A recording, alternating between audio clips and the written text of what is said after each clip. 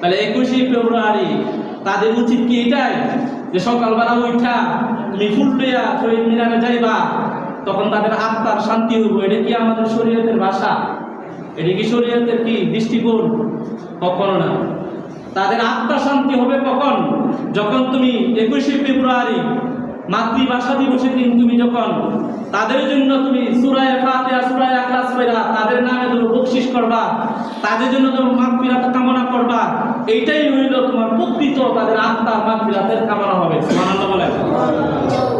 আর বাকি যে সমস্ত আমরা কাজকর্ম করতেছি, রাষ্ট্রীয় হিসেবে যে সমস্ত আমরা কাজকর্ম করি, 21শে ফেব্রুয়ারি সকালবেলায় ফুলের তোড়া নিয়ে সেখানে আমরা শ্রদ্ধা জানাই, এটা হইল বিধর্মীর অন্যান্য বিধর্মীদের অবলম্বন এদের অনুসরণ হলো।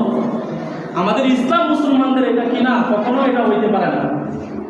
আমাদের ইসলামের শিক্ষা এটা না। রাষ্ট্রীয় হিসেবে এদেরকে শ্রদ্ধা করা, এটা আমাদের ইসলামের শিক্ষাই পাবে না। এটা হলো অন্যান্য বিধর্মীদের এই সমস্ত কুসংস্কার।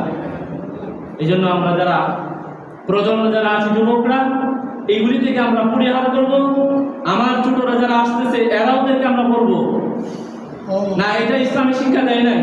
তুমি সূরা ফাতিহা সূরা ইখলাস করো, কইরা তাদের নামে তুমি বকশিশ করো। ইয়া আল্লাহ, মাতৃভাষা দিবসে যাদের প্রাণ হয়েছে শাহাদত বরণ করেছেন, তাদের রূহের ওই সবটুকু পৌঁছায় দেন। সুবহানাল্লাহ বলেন। এটা কি আল্লাহ শুনতো না? কি আল্লাহ শুনতো না? আপনি ফুলের তোড়া নিয়ে নিয়েছেন, এটা তো আল্লাহ, এটা বিধর্মীদের অনুসরণ করলেন, এটা দ্বারা কোনো সওয়াব হবে না, এটা গুনাহ হবে। গুনাহ হবে, কথা বুঝাইছে? এটা গুনাহ হবে। আর এটা যদি আপনি বলে যায় গুনাহ হইলে হইতে থাক, আমরা পালন করতে চাই, তাহলে এটা আপনার ব্যক্তিগত ব্যাপার, তা আমাদের আর করার কিছু নাই। আপনার হুকুম মানলে, আল্লাহর হুকুম যদি মানেন, রসুলের তরিকা যদি অনুসরণ করেন, তাহলে আপনার জীবন সুন্দর হইব।